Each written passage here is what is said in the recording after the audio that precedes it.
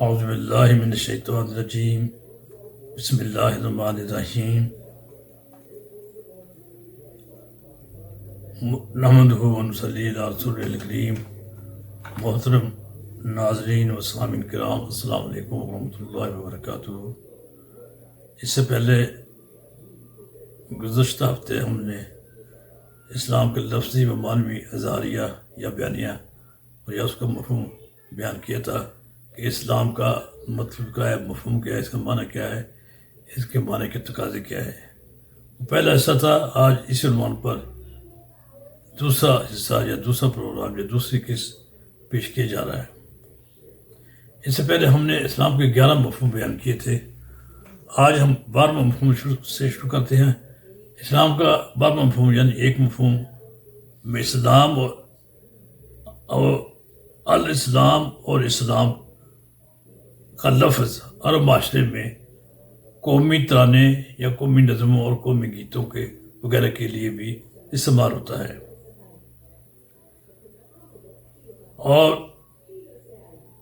دارالسلام جنت کو بھی کہتے ہیں، اسلامی مملکت کو بھی دارالسلام کہتے ہیں۔ یہ اس کا 13 مفہوم تھا۔ 14 مفہوم باب السلام مسجد الحرام کا وہ اہم دروازہ ہے جہاں سے حضور پاک صلی اللہ علیہ وسلم عموماً کعبہ پاک کی زیارت کے لیے تشریف لاتے تھے، اور عام طور پر عمرہ حج کرنے والے لوگوں کی اکثریت بھی دارالسلام ہی سے حرم میں داخل ہوتی ہے اور کعبے کی زیارت کرتی ہے۔ نمبر 15 تاریخ اسلام نے بغداد کو مدینہ السلام قرار دیا ہے، اور 16 نمبر پر دریائے دجلہ کو نہر السلام کا نام دیا گیا ہے، اور درود شریف اور دیگر انبیاء کرام علیہ السلام کے اسماء گرامی کے ساتھ السلام کا لفظ بھی کوئی کم حوالہ نہیں۔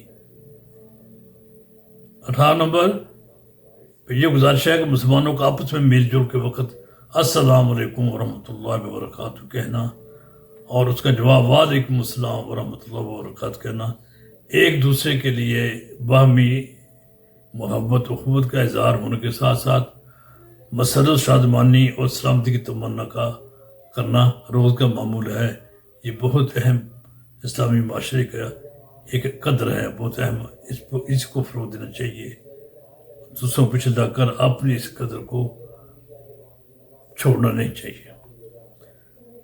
برادر عزیز، سورہ یاسین کی آیت نمبر 58 میں جب السلام کو اللہ پاک کا قول کہا گیا ہے، وہ جنتیوں کو بطور انعام کہے گا۔ قرآن الفاظ میں ہے سلام قول من رب الرحیم۔ یہ سورہ یاسین کی آیت ہے کہ رب الرحیم کی طرف سے آپ سب پر سلام ہو، یہ بطور انعام اللہ تعالیٰ کہے گا۔ اور سورۃ مائدہ کی آیت نمبر 16 میں ارشاد باری تعالیٰ ہے یہدی بہ اللہ من اتبع رضوانہ سبل السلام ویخرجہم من الظلمات الی النور بإذنہ ویہدیہم الی صراط مستقیم۔ اس جگہ سبل السلام سے مراد سلامتی کی راہ ہے۔ اور سورہ یونس کی آیت نمبر 25 میں وضاحت ہوتی ہے اللہ یدعو الی دار السلام، یعنی اللہ تعالیٰ دارالسلام یعنی جنت کی طرف بلاتے ہیں۔